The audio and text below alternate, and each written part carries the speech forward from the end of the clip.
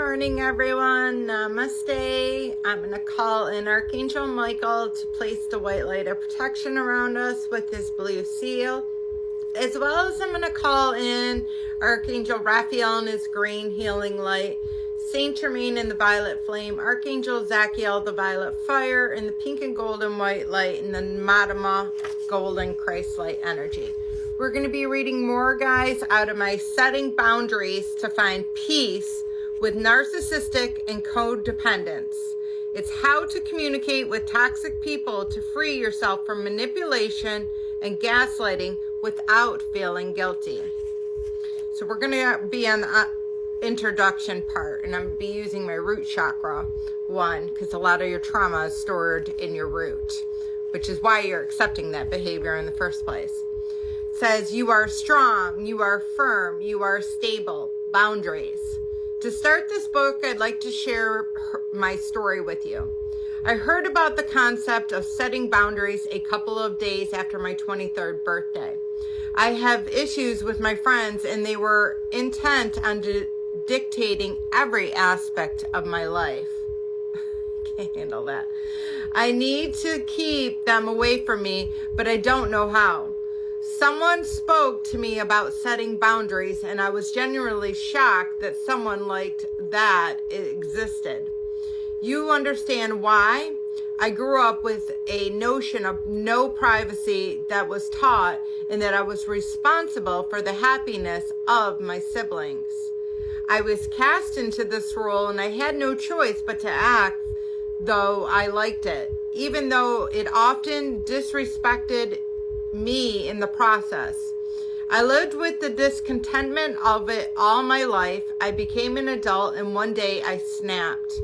I wasn't going to take it anymore, and I let everyone know it. Somehow I believed my declaration would be met with approval of encouragement. I know how painfully naive that was now.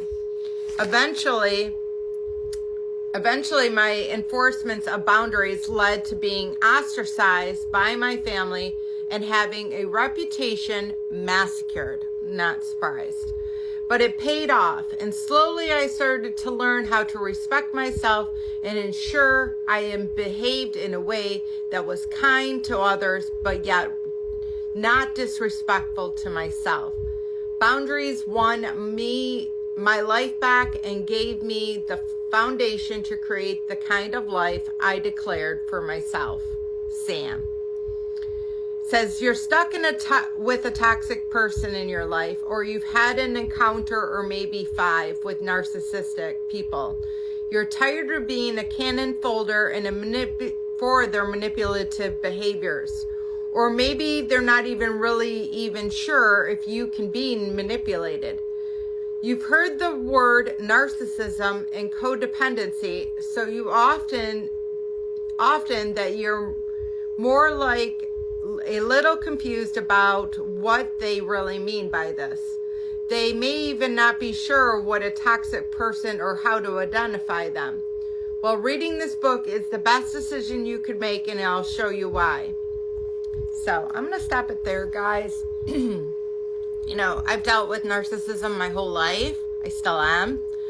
The difference is I healed myself, so they no longer have access to me, and that almost infuriates people, especially narcissists that are used to having access to my light. So you have to make sure that you're instilling those boundaries in order to protect yourself, in order to lead a happy and healthy life. And, you know, to me, it isn't easy because you will be ostracized. But at the end of the day, what is more important?